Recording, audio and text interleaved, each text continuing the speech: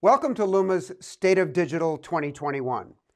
In this presentation, we're going to take a look at the markets and then review 6 subsectors of digital media: CTV, data and identity, mobile app, audio, commerce media, and end game consolidation.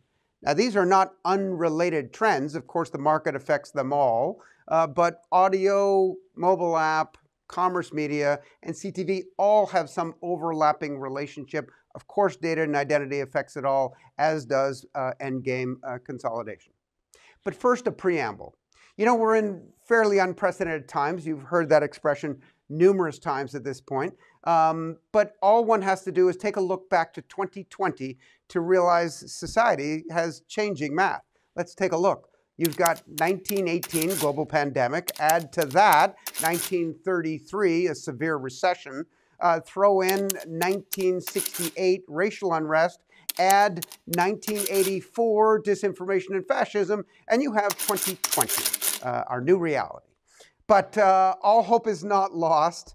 Fast forward just one year to 2021, and we have a very different situation. One could say digital media is having a moment. Think about 3 groups of trends. Under macro, you've got unprecedented government stimulus, a COVID recovery on the way, favorable demographics, and cheap capital. Within the industry, you've got continued growth of the digital sector and increasing addressability of other sectors, leading towards accountability and performance. And that was all pre-COVID, and now you've got a pandemic inflection in many of these areas. Throw in the incredible market conditions that involve all-time high valuations, IPO and SPAC activity, and rampant M&A deal making, and you have effectively a perfect storm. Now look, I recognize that it was only a few years ago, 5 in fact, when I was using analogies like House of Cards and Game of Thrones to denote just how dire things had gotten in digital media. So it's incredible how far we've come in such a short period of time.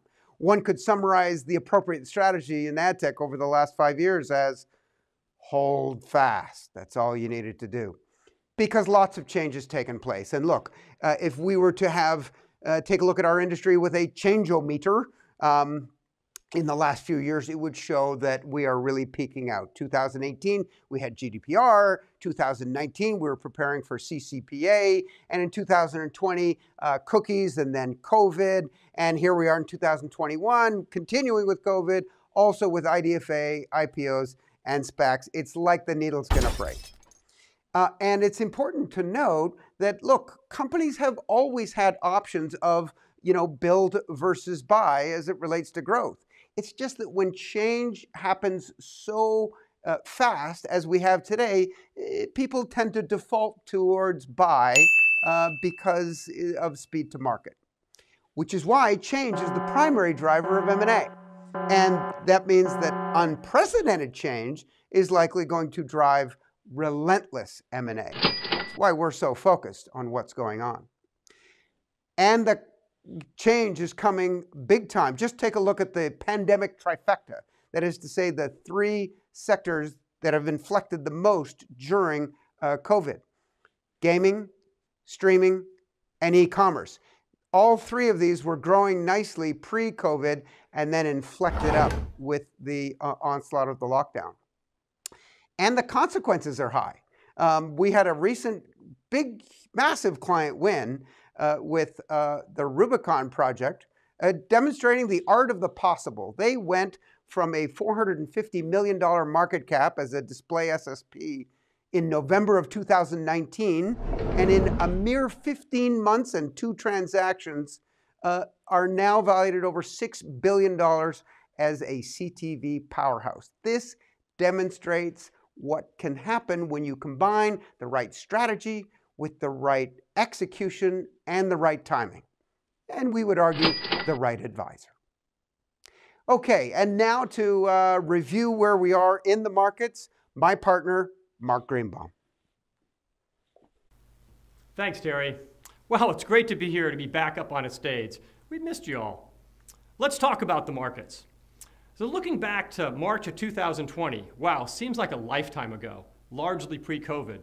To the surprise of many, markets rebounded quite strongly, with the broad market up 27%. But if we look deeper into our subsectors, different story emerges. The digital giants up over 50%, gaming up over 75%, and content 166% gains. But what about those two subsectors on which we primarily focus, ad tech and martech, up hovering around 200% gains for the year. But this rising tide has not lifted all boats equally. This is a look at the trailing revenue multiples from a year ago. Let's see what they've done over the last year. Bam, big increases, but you see those tech subsectors are really leaving the traditional players behind. And it's not just the multiples that are up. The metrics behind the multiples are all increasing, as almost all of these players are benefiting from increased growth, a return to a more robust ad spending environment, as well as COVID-related trends like e-commerce and streaming. It's almost like if you could go back in time and make a concentrated bet on these four subsectors, or maybe start an investment bank exclusively focused here. Seems like really a great place to be. All this deal activity has really changed the construct of the public market ecosystem, specifically for ad tech. If we look back, Criteo used to be the only player sporting above $1 billion market cap among the ad tech players. Roll the clock forward a number of years and a number of deals, Magnite now well over $5 billion in value, and joined by a number of multi-billion-dollar public companies, including at the top of the stack, about $75 billion of collective value among Roku, The Trade Desk, and Unity. On the MarTech side, I think they've historically enjoyed a more balanced and stronger public company composition that's only gotten better in the last handful of years, with the marketing clouds now all comfortably trading above $100 billion in valuation and being joined by Shopify, as well as a handful of multi-billion-dollar new entrants. And speaking of new entrants, the IPO market has been especially kind to the recently announced and priced ad tech transactions, all four of which done in the last year are all trading meaningfully above their issue price. And we do see a robust pipeline building behind them. But look, it wouldn't be 2021 if we weren't also talking about the SPAC market. That's right, SPACs are not new. We've seen them historically, but there's been more of a balance between the number of deals that got financed or IPO'd and deals that got completed or de-SPAC events. In the last year, SPAC fundraising exploded. We saw 5x the activity last year, and this year is off to an even sillier start, with the first 2 months accounting for 75% of that. But if you look down, clearly the pace of financing is outpacing deals getting completed. This is creating a supply-demand imbalance, or quite a strong seller's market, that we expect will continue at least into the near term. Or stated another way, we're basically running out of space on the SPAC LUMAscape. Turning to more traditional M&A, the year started strong but hit a bit of a pause as COVID became upon us in the second quarter. We saw most of those deals rekindle and actually momentum increase, most of that evidence in a very, very strong Q4. And we're seeing this deal activity continue into this year. If you annualize the first couple of months, we expect this quarter to be as strong as all but that Q4 from last year. And we saw a number of very high-profile deals get done across our subsectors. As you can see, we've been busy. Also, we've noticed the return of a phenomenon we have not really seen since the late 90s, and that is deals that actually pay for themselves. That's right, these are acquirers that made sizable bets, and the day the deal was announced, the market rewarded them with market cap increases in excess of the price they paid for the target. We saw this with not one, not two, but three of the deals on the prior page, and I'll highlight that 2 of those 3 were advised by LUMA. So I guess further evidence of what we see as a perfect storm in our sectors for M&A activity. That's it for me. Let me hand it back to Terry to talk about CTV. Thanks, Mark. Let's talk about CTV, shall we? Look, the opportunity here is to apply the digital attributes of targeting, personalization, attribution, and performance to television, where you've got sight, sound, and motion, audience and spend scale, premium inventory, and brand safety. Done right, CTV will democratize TV ad spend for marketers that heretofore could not have afforded the channel. Just take a look at the difference between CBS's 200 advertisers and Facebook's 9 million. But there's a lot of complexity in convergent TV land. The 4 subsectors of convergent TV, linear, addressable, OTT, and digital, all have their own identity parameters, their own workflow, and their own dynamic ad insertion technologies, creating a lot of complexity in and among this whole ecosystem. Now, to the consumer, they don't care. They don't care how their TV got delivered. And on the other side of the equation, the other principle, the marketer, what they need is they need to manage their campaigns holistically between and among these 4 channels so that they can have unified way to measure, plan, buy, and attribute advertising within this convergent TV ecosystem. Which is why we organized our convergent TV LUMAscape into a matrix of product in the vertical groupings, and then horizontally by channel. So there's linear, there's addressable, there's OTT, and there's digital, and of course the data providers. Now, the reason there is so much hoopla about this CTV sector is because it's large, growing, and addressable. Over $100 billion and growing rapidly, and yes, the big switcherino is from linear to OTT, but let's face it, that is going to take some time. OTT is still relatively nascent compared to linear. With the increase in addressability, we're now at almost 50% addressable for this channel, which is why it is so attractive.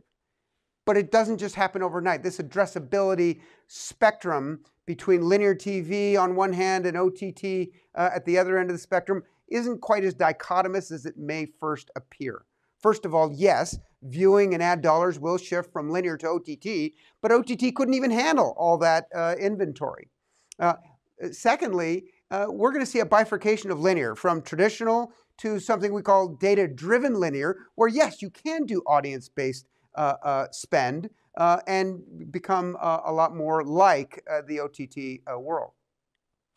Now, let's take a look at what happened with the COVID pandemic, which in effect had both primary and secondary effects that accelerated changes. The primary effect was cord cutting, OTT viewership going way up, and OTT ad spend inflecting up as well, which led to secondary effects, changing in terms of content windowing, reorganizations by major media companies, and CTV acquisitions, all in the name of prioritizing streaming as both a channel for distribution and monetization. So in effect, we're heating up the streaming wars. Yes, we had lots of channels before. We're seeing new channels being added by major media companies. And yes, wars have consequences. And so we've seen quite a number of these channels also get shuttered or sold. It's also why we have seen an acceleration in CTV M&A. Whether it's content or data or technology, we're seeing a ramp up in the activity as these corporates take advantage of garnering capabilities they believe necessary to compete in this accelerated CTV world.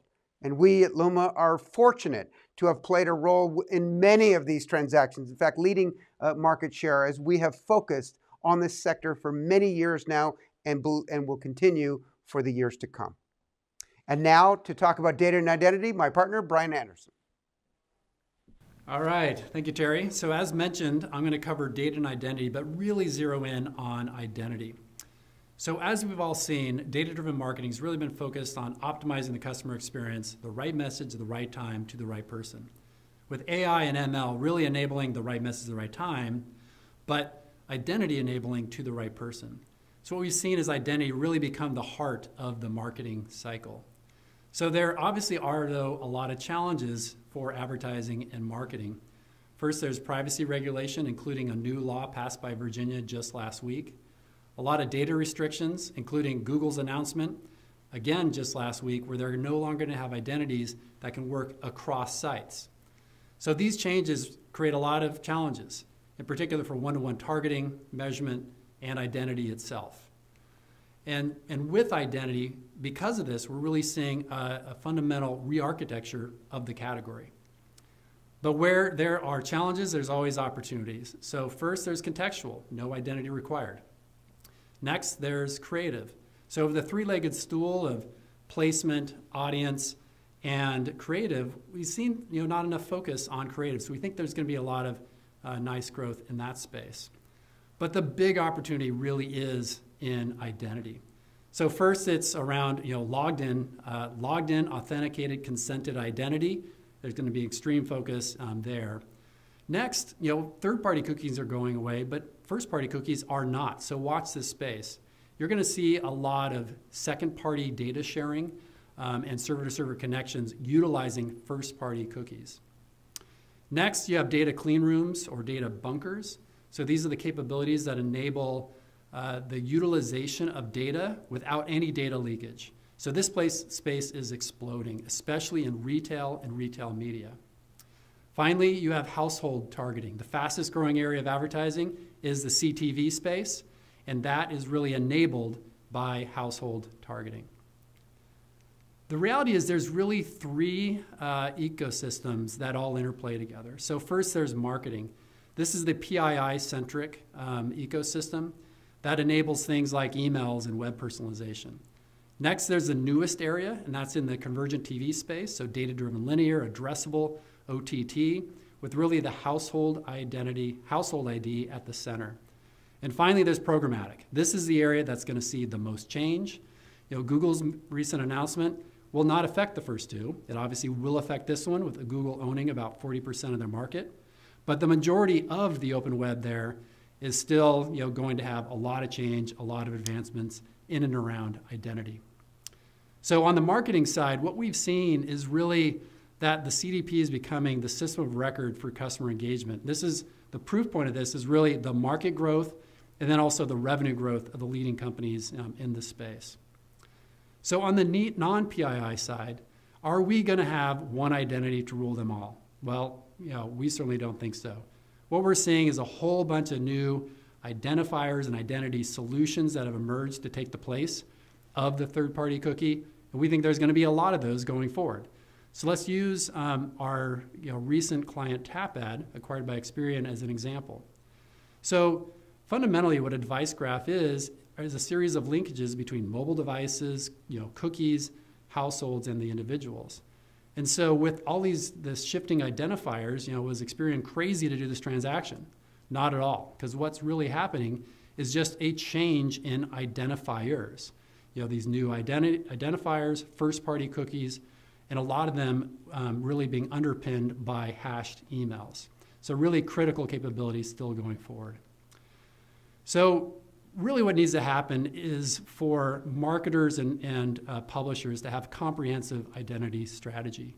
So first, focus on individuals. Getting that logged in authenticated users should be a prime focus. Next, there's household. As we talked about, things like IP addresses, geolocation, that's enabling CTV. Then, especially with Google's recent announcement, cohort is going to be an important part of the mix with their federated learning of cohorts. And where there's no identity, contextual is an important part of the equation here. And then there's all of these capabilities that I mentioned that really help you extend and utilize your data. The open internet IDs like Unified ID 2.0, device graphs, second-party sharing, and data bunkers. So no LUMA section would be complete without mentioning M&A. We are seeing activity across all these ecosystems, in particular marketing as a CDP space, as well as identity solutions for CDP and for programmatic. And across the broader ecosystem, we are seeing a tremendous number of deals, and we're proud to be part of many of those leading transactions. That's it. So over to my partner, Dick Filippini, to cover the mobile app ecosystem. Thank you. Thanks, Brian. So 2020 was another strong year for the mobile app economy. App Annie thinks that the stay-from-home dynamic accelerated mobile adoption by 2 to 3 years, really significant growth for an already large market. And we've talked a lot before about gaming as a percentage of the mobile app economy. Here's a look at gaming as an aggregate outside of mobile relative to other entertainment verticals. Very significant market opportunity and benefiting from the same dynamics over the course of 2020, with an additional Sensor Tower estimates over $7 billion of revenue driven through the stay-at-home dynamic, taking the year-over-year growth rate from approximately 15% to north of 25%. So very meaningful there. And great market to be in. Nothing could stop it, right? Actually, big potential storm clouds in the Apple App Transparency Framework, which is going to cause potential upheaval in the ecosystem. It's a very complex problem. It's kept Eric super busy in terms of posting an article about a different nuance of the dynamic on a weekly basis. Apple has been a bit reckless in terms of not communicating well with the ecosystem, not consulting people with respect to this, and rolling out a pretty sucky product in the form of SK Ad Network on the attribution side. If anyone from Apple's listening, you guys should buy Singular, a full-featured attribution product with a smart team of product guys that could adapt it to suit your privacy paradigm, and an aggregated cost reporting system that would solve the post-SPAC issue of chasing them down from various networks. For other folks in the ecosystem, I think I would prioritize first-party data, contextual targeting, creative optimization, as well as probabilistic attribution. And we've seen a lot of that activity in the M&A markets to date. I wouldn't say that AppLovin's strategy has been formulated on by ATT. They've been at this for a long time, but have put together pieces that are very strategic and smart in this environment, from a first-party scaled audience through a series of game studios, People Fun, ultimately Machine Zone last year, their biggest. Zynga's looking to potentially do the similar thing from the reverse side, acquiring Rollic, a hyper-casual studio that had some ad tech capabilities with it, and working to build more. There are other folks in the ecosystem, Digital Turbine jumping into the iOS world through the acquisitions of AdColony and Appreciate. IronSource doing creative moves with Sumla and an aggressive one for Luna Labs. And then Blackstone has been very aggressive a la AppLovin through a content strategy with Ancestry, Bumble, Merca, and then on the ad tech side, Vungle, and most recently Liftoff. And then Vungle's making some very smart moves with probabilistic attribution and AlgoLift and Game Refinery on the contextual targeting side. So a lot of activity in the space. We've been fortunate to participate in a lot of it and look for more to come. With that, I'll turn it over to my colleague Connor to talk about audio. Thanks, Dick. And now on to the audio ecosystem. So I think it's safe to say that spoken audio is completely back in vogue. Not since the TV took hold over 70 years ago has there been so much excitement and attention to the spoken audio format. You've got new strategies from companies like Spotify moving from a music company to an audio company. You're attracting the best talent in the world with nearly every celebrity and even former presidents like Obama jumping in the fray. And you're attracting investment from content investments, new startup investments, and acquisition investments. Podcasts have really led the way here, driving consumer adoption. We're now up over 100 million monthly US users of podcasts. So we've got a large, sustainable audience that's coming back time and time again. And that allows us to create an advertising ecosystem, which has been growing very nicely as this adoption has gone underway. But it's still pretty small, only about $1 billion today and 1.6 in the next few years, according to eMarketer. That's compared to about $70 billion for TV and even $14 billion for radio. So why is there so much excitement? Well, a lot of the podcast challenges have been about the legacy platform around the RSS feed. There's no data, there's very limited workflow, limited addressability, and limited measurement. But as podcasts and spoken audio overall move towards streaming platforms, all of a sudden opens up all these opportunities. Plus, for some, you can even add an interactivity as they move into voice. But this is becoming a winners takes most environment where platforms need to attract consumers, attract creators, and then attract advertisers. And so you've got the audio first players on the left and the digital giants on the right. Add in new formats like social audio, and we've got a very vibrant ecosystem on our hands. That's why there's been so much investment over the last few years, and we expect there to be a ton more from these players as well as others who are looking to take advantage of the audio ecosystem, bring more addressability, more data, more measurement, and more workflow to really create a massive media ecosystem. With that, I'm going to turn it back to Terry to take us through commerce media and take us home. Thanks. Thanks, Connor. Now let's talk about commerce media. This is a relatively new section for LUMA because historically this was not the source of a lot of M&A, but we believe it will be going forward. Why? Pretty simple, really. A massive inflection up in e-commerce. Globally, the numbers grew 28% to 4.3 trillion in 2020 as a function of the lockdown. That's expected to be almost 5 trillion in 2021. For those counting at home, that's a 5 with 12 zeros after it. massive amount of money. Now think about it on a relative basis. US e-commerce penetration grew steadily in the last 10 years to about mid-teens percentage of all commerce. Overnight, or in 1 year, in 2020, that inflected up 10 points, and it's now over 25% penetration. And we believe that is great for e-commerce, but it will necessitate rebalancing for all of the ad spend above the line and marketing spend below the line. What do we mean by this? Well, think about it. All of those allocation decisions were made on the premise of an 85-15 world.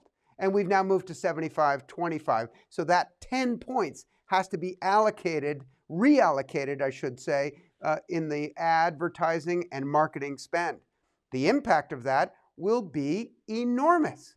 Think about it. If there is total advertising spend in the US of about $500 billion, add to that below the line spend, hard to quantify, but call it 300, total marketing spend of $800 billion. Well, a 10% shift in allocation is going to mean that $80 billion of spend is going to migrate towards these more digitally addressable channels that are better suited for conversion to e-commerce. The tagline I like to use is from end caps to mobile apps. So we think that will be a significant effect, and all one has to do is take a look at the behemoth in the space, Amazon, just to see how good this can be. They have a closed loop on data, right? The media is both efficient and effective in conversion. You're all on the same site in terms of where you consume the media and where you convert, so there's no guesswork as to attribution, and you have massive growth. In fact, Amazon is the fastest growing media property in the world at over $20 billion in 2020 and inflecting up. Now, this not only benefits Amazon, it benefits an entire ecosystem of companies providing strategy and services and technologies to optimize and improve the e-commerce experience for small, medium, and large brands. We noticed that this retail media, this success of Amazon, has proliferated retail media by other e-commerce competitors to chase the Amazon model in almost military lockstep precision. Each one of Walmart, Target, Instacart, Kroger, CVS, Home Depot, Best Buy, and Walgreens have all stood up their own retail media capabilities, and for the smaller ones, they use folks like Criteo to do the same. The opportunity is significant. Think about a funnel. Can we get some 3-dimensional on that, please? Thank you. Okay, so we all know what a funnel looks like in terms of shape. It's wide at the top and very narrow at the bottom.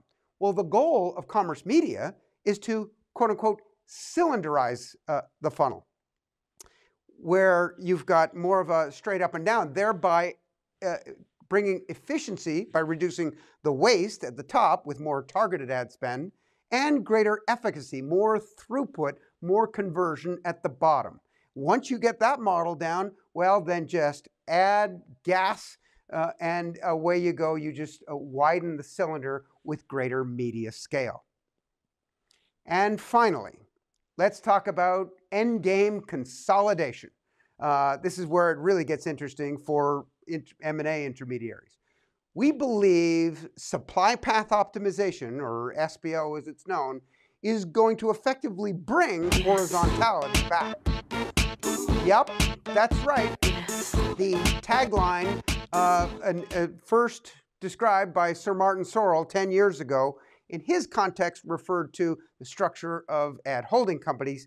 We're not talking about that, thanks, Sir Martin. Instead, our sort of version of horizontality, if you will, really addresses the fact of how this industry was grown up with intermediaries serving in a very vertical fashion. You either served demand or supply. And yet, you have large companies like Google operating a marketplace in the middle that span from demand to supply, and they've done rather well. Facebook followed that model, and we've noted that other large companies have followed suit, only utilizing M&A.